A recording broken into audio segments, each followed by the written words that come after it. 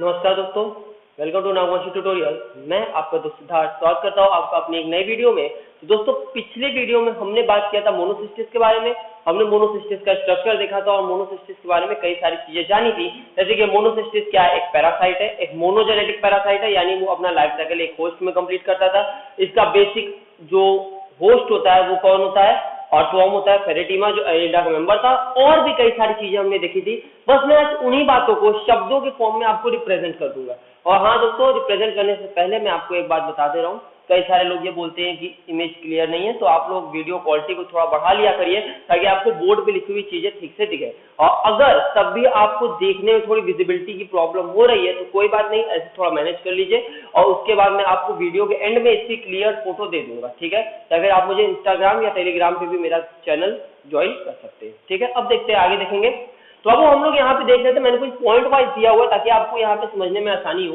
तो पहला देखिए, मैं स्टार्ट करता हूँ। पॉइंट नंबर 1 बोल रहा है कि trophozoite is the feeding stage of parasite. जैसा मैंने कहा, फीडिंग स्टेज ऑफ पैरासाइट यानी भैया पैरासाइट जो मेरा मोनोसिस्टिस है उसका खाने वाला स्टेज क्या होता है बाबू, ट्रोफोजोइट होता है। किसको फीड करता है, हमने देखा कि भैया रहते कहाँ है, पहले वो देख लेते हैं। और वो हमको फीड नहीं करता, मैं पहले बता दे रहा हूँ आपको।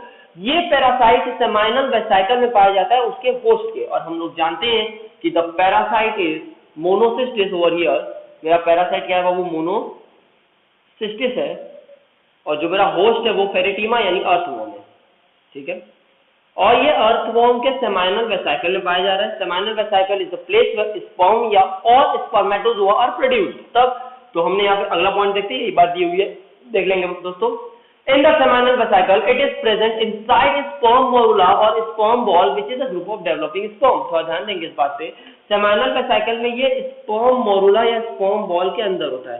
What is this sperm morula और sperm ball? देखिए, एक्चुअली में यहीं पे क्या होता है, धीरे धीरे धीरे धीरे करते सही सारे सेलुलर एक स्ट्रक्चर बना देते हैं। इसी के अंदर स्पर्म के हेड वगैरह एम्बेडेड होते हैं, टेल वगैरह ऐसे से बाहर निकली होती है। तो कई सारे ऐसे ऐसे अरेंजमेंट मिलते हैं जब, तो उसको हम बोलते हैं कि यहाँ पे किसका फॉर्मेशन हो गया, स्पर्म मोरुला का या फिर स्पर्म बॉल का। अब बाबू यही जो स्पर्म बॉल का ये जो फॉर्मेशन हुआ है, ये इसके अंदर अंदर तक होते हैं, मैं ऐसे दिखा रहा हूँ। इसी के अंदर मेरा कौन रह रहा है, ट्रोफोजोइट रह रहा है। ये मान लीजिए ट्रोफोजोइट है। तो ये जो है ये है स्पर्म मोरुला, स्पर्म मोरुला, और ये जो देख रहे हैं ये क्या है आपका, ट्रोफोजोइट, ट्रोफोजोइट।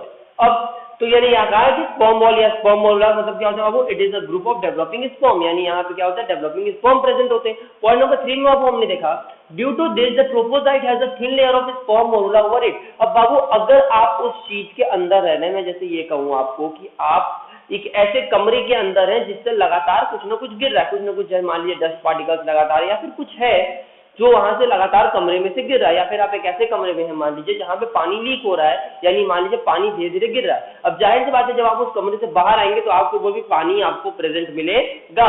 इसी तरीके से मैंने कहा कि भैया जब ये ट्रोफोजोइट इस स्पर्म मोरुला के अंदर है तो उसके स्पर्म का जो टेल होता है वो जाके किससे अटैच हो जाता है, ट्रोफोजोइट से, जो हमने पिछले वाले वीडियो के स्ट्रक्चर में देखा था। अब आपने अगर पिछले वाला वीडियो नहीं देखा है तो प्लीज आप पिछले वाला वीडियो देखिए ताकि आपको यहाँ पे कनेक्ट करने में क्या हो, आसानी हो। तो हमने कहा था ये जैसे हमारे ये था ट्रोफोजोइटिक स्ट्रक्चर, इसमें बना देना चाहिए। ये मानिए ट्रोफोजोइटिक स्ट्रक्चर था, हमने कहा ये इसके बाद था इसका न्यूक्लियस, न्यूक्लियस के अंदर एक डॉटेड स्ट्रक्चर था जिसको एंडोसोम बोल रहे थे। हमने ये भी कहा था ये आउटर लेयर जो है वो पेलिकल था, पेलिकल के अंदर हमारा एक्टोप्लाज्म एंडोप्लाज्म डिवाइड हुआ, भी आएंगे उसके ऊपर। हमें आज पे समझते हैं कि ये कहा गया कि ये जो है ये ट्रोफोजोइट ये स्पर्म मोरुला के क्या है, अंदर था। जब ये स्पर्म मोरुला के अंदर था तो इसके ऊपर क्या हो गया, स्पर्म का टेल अटैच हो गया। क्या हो गया, स्पर्म का टेल अटैच हो गया, इस तरीके से कुछ स्पर्म का टेल अटैच हो गया। मैं एक ही साइड बना रहा हूँ। ये जो स्पर्म टेल था ये इसको कैसा अपीयरेंस दे रहा था, सिलिएटेड। कैसा अपीयरेंस दे रहा था, सिलिएटेड, यानी ऐसा लग रहा था जैसे वो बॉडी के ऊपर सीलिया है। सीलिया क्या होता है, एक लोकोमोटरी ऑर्गेनल होता है, जहां पे आप देखेंगे पैरामीशियम वगैरह में आपको देखने को मिलेगा। लेकिन एक्चुअली में ये सीलिया जैसा दिखता है लेकिन सीलिया होता नहीं है। ये एक्चुअली में है क्या, स्पर्म के टेल है, स्पर्मेटोजोआ के टेल है।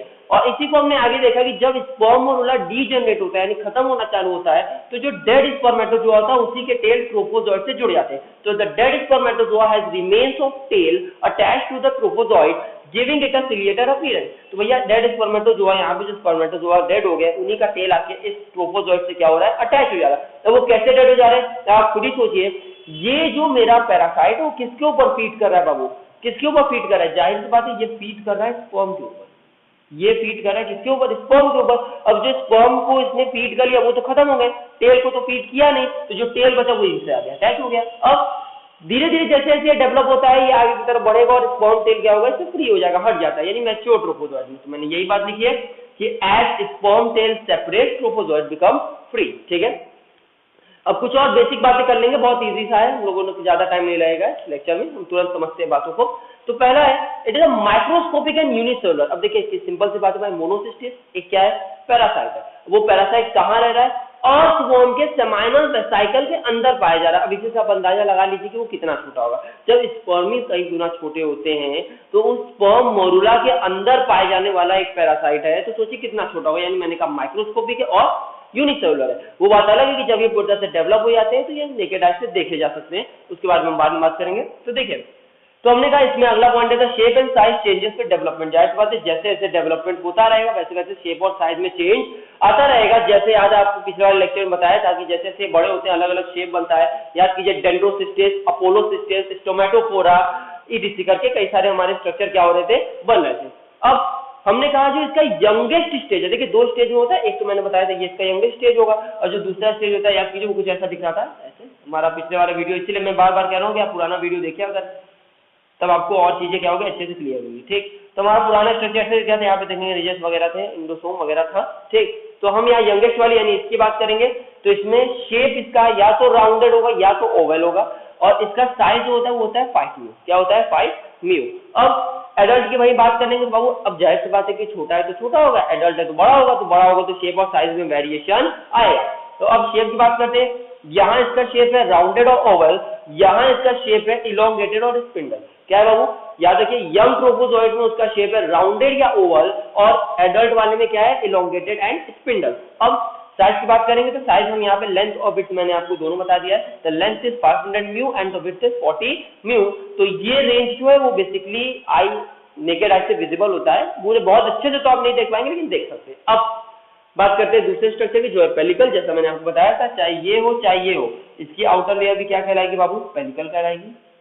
क्या कहलाएगी बाबू, पेलिकल, और इसकी भी आउटर लेयर सेम पेलिकल कहलाएगी। ठीक है, अब जो मेरा पेलिकल है, अब जाहिर बात है वो थिक है, फिल्म है। फिल्म का मतलब क्या होता है, वो हल्का सा उसमें रिजिडपन है, हल्का सा सॉलिडिटी है, और होना भी चाहिए। देखिए पेलिकल को मोटा और सॉलिड इसलिए होना जरूरी है because the function of pellicle is to maintain the protection. इसे प्रोटेक्शन करना है। अब जाहिर बात है जिसको अगर बचाना होगा किसी को आउटर सरफेस, मान लीजिए स्ट्रोक आ रहा है, बहुत सारी चीजें जिससे हमें बचाना है, तो उन सारी चीजों से बचाने के लिए यहाँ पेलिकल दिया गया। मैंने आपसे कल एक क्वेश्चन भी पूछा था कि पेलिकल कौन से और ऑर्गेनिज्म में मिलता है, उसका आंसर यूग्लिना है। अगर आपने पिछला वाला वीडियो देखा होगा तो वहां पे आप कमेंट कर सकते हैं, या फिर आप सुन लिए तो ठीक है, अच्छी बात है।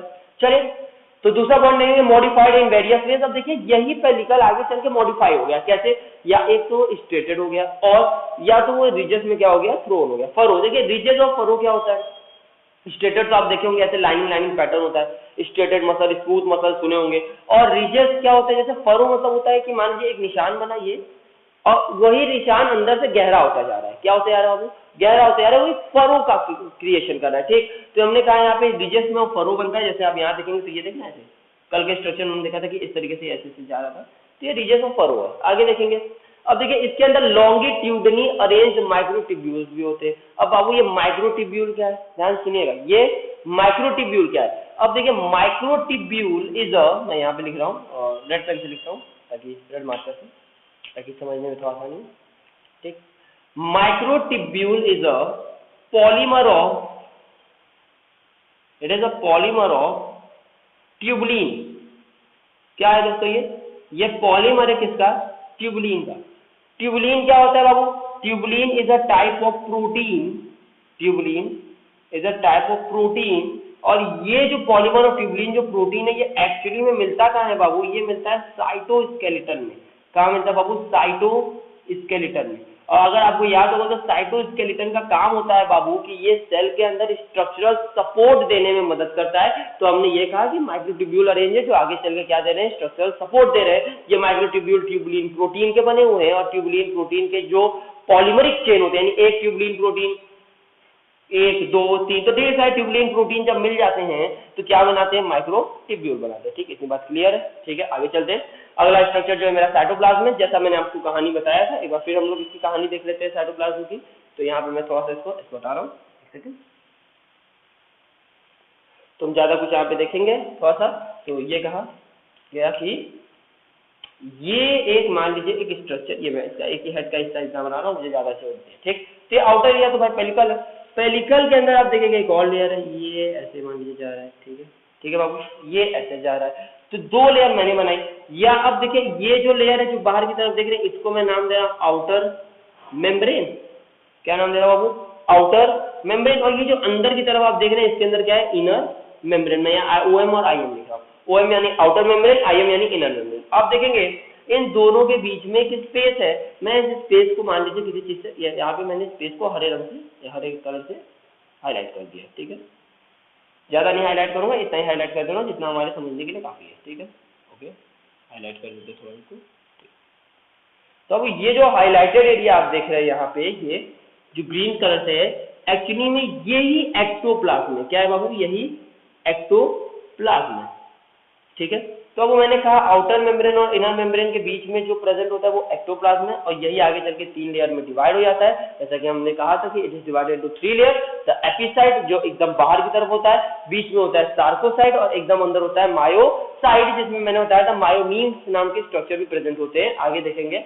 अब देखिए, तो मैंने ये कहा बाबू कि अब ये तो हो गया बाहर का एरिया, अब ये इनर मेम्ब्रेन है। देखिए ये क्या है बाबू? ये हट गया, तो ये इनर मेम्ब्रेन है, ठीक। ये जो अंदर की तरफ से दिख रहा है, अब एक इनर मेम्ब्रेन, अब बाबू ये बंद हो गया। मान लीजिए मैंने इसको कहा कि मान लीजिए इसकी बॉडी यहाँ पे मैं बंद कर दे रहा हूँ, ठीक। ये बॉडी यहाँ बंद हो गई, ठीक। अब मैंने ये कहा बाबू कि अगर ये, इसको थोड़ा सा और क्लियर कर देते हैं, अगर ये आउटर मेम्ब्रेन है, ये अगर इनर मेम्ब्रेन है, तो बाबू अगर ये साइड इनर मेम्ब्रेन है, तो ये साइड भी तो इनर मेम्ब्रेन ही होगी। अगर ये साइड, क्योंकि बाबू बात तो वही है, अगर आप यहाँ से भी देखेंगे तो ये आउटर मेम्ब्रेन है, ये इनर मेम्ब्रेन है। तो बाबू अगर आपने इसके अंदर कुछ भरा, इसके बीच में, मैं मानिए यहाँ लाल कलर से दिखा दे रहा हूँ, ठीक है। कल भी मैंने इसको बताया, पिछले वीडियो में मैंने इसको बताया था, बहुत देख लीजिए। इसके बीच में ये देख रहे, मैं यहाँ पे लाइन भी खींच रहा हूँ ताकि आपको समझने में थोड़ा आसानी हो, कलर भरने से, ठीक है। कलर भी भर दिया तो कोई दिक्कत नहीं, ऐसे ऐसे कर दे रहा हूँ, ठीक। ये देखिए दोस्तों, तो ये इनर मेम्ब्रेन, देखिए दोनों ब्लैक लाइन के बीच में अगर आपने कुछ भरा, तो जाहिर सी बात है मैं भर रहा हूँ इनर मेम्ब्रेन और इनर मेम्ब्रेन के बीच में कुछ। तो अब जब इनर मेम्ब्रेन यानी अंदर की तरफ कुछ आता है, तो उसको हम क्या बुलाते हैं? इंडोप्लाज्म। क्या बुलाते हैं बाबू? इंडोप्लाज्म। और अगर आउटर और इनर मेम्ब्रेन के बीच में कुछ होता है तो एक्टोप्लाज्म भरा हुआ है। इनर और इनर मेम्ब्रेन के बीच में जो फ्लूइड है वो इंडोप्लाज्म है, ठीक है। अब वही बात मैंने यहाँ पे कहा कि देखिए एक्टोप्लाज्म तो 3 लेयर में डिवाइड हो गया, एपिसाइट, सार्कोसाइट और मायोसाइट। और ये मायोसाइट के बाद मायोलिन्स होते हैं, और सॉरी इधर है।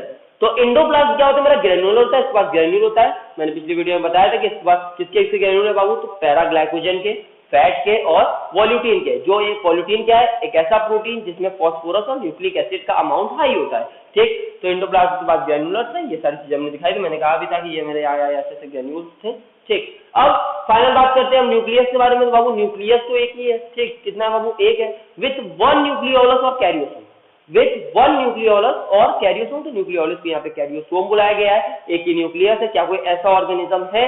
ये आप लोगों का होमवर्क है, आप लोग कमेंट सेक्शन में मुझे रिप्लाई कर सकते हैं इसका, कि which of the following organism has no nucleus, या which of the following cell, cell कहना ज्यादा अच्छा रहेगा। बताइए मुझे वो कौन सी सेल है जिसके पास न्यूक्लियस है ही नहीं, वो कौन सी सेल है जिसके पास एक है, 2 है और 3 है। मैक्सिमम 3 तक जाते हैं, ठीक है। मैक्सिमम कितना आते हैं? 3 तक जाते हैं। तो मुझे आप बताइएगा कि कौन सा ऐसा जीव है जिसके पास कितना है? एक भी न्यूक्लियस नहीं है। और ऐसे जीवों को क्या बुलाते हैं? ठीक है, ऐसे जीवों को क्या बुलाते हैं? जिसके पास एक भी न्यूक्लियस नहीं, जिसके पास एक न्यूक्लियस है, जिसके पास 2 है और जिसके पास 3 है, ठीक है। 0 न्यूक्लियस, 1 न्यूक्लियस, 2 न्यूक्लियस और 3 न्यूक्लियस। तो अब अगर आप देख रहे हैं तो आप मुझे एक कमेंट करके आप बताइएगा न्यूक्लियस कि कौन सा ऑर्गेनिज्म है जिसके पास ऐसा मतलब ऐसा ऑर्गेनिज्म जिसके पास एक भी न्यूक्लियस ना हो, ऐसा सेल जिसके पास एक न्यूक्लियस है, ऐसा सेल जिसके पास 2 और ऐसा सेल जिसके पास 3 न्यूक्लियस हो। अब आगे देखते हैं। तो अब हमने आगे देखा कि इसको कैरियोसोम न्यूक्लियोलस बुलाया जा रहा है। और इसको हम कैसे पता लगाते हैं कि न्यूक्लियोलस क्या है? तो हम इसकी स्टेनिंग कर देते हैं। क्या करते हैं बाबू? स्टेनिंग कर देते हैं। और किससे स्टेनिंग करते हैं? ये स्टेन हो जाता है आयरन हेमेटोक्साइलिन से। किससे? आयरन हेमेटोक्साइलिन। ये एक तरह का कंपाउंड है जो न्यूक्लियोलस या कैरियोसोम को स्टेन कर देता है, ठीक है। अब न्यूक्लियर मेम्ब्रेन कंटेन पोर्स। देखिए जाहिर बात है, अगर न्यूक्लियर मेम्ब्रेन के पास क्या है बाबू, पोर है, न्यूक्लियर मेम्ब्रेन के पास क्या है, पोर है, यानी ये पोरस है नेचर में, आस अगल बगल चीजों को आने जाने की इजाजत देगा। और न्यूक्लियोलस के पास 4 क्रोमोसोम है जो क्या है, हैप्लॉइड है। 4 क्रोमोसोम है बाबू जो क्या है, हैप्लॉइड है, डिप्लॉइड नेचर के नहीं है। और क्रोमोसोम क्या होता है आप जानते हैं, it is the long stretch of DNA. ठीक, चलिए तो आज के लिए इतना ही दोस्तों। चैनल को लाइक कीजिए, सब्सक्राइब कीजिए। आपसे नेक्स्ट वीडियो में मिलूंगा तो और भी कई सारी बातें हम मोनोसिस्टिस के बारे में करेंगे। इसके लाइफ साइकिल को देखा जाएगा, इसके रिप्रोडक्शन के पैटर्न को देखा जाएगा। बने रहिए मेरे साथ। Thank you.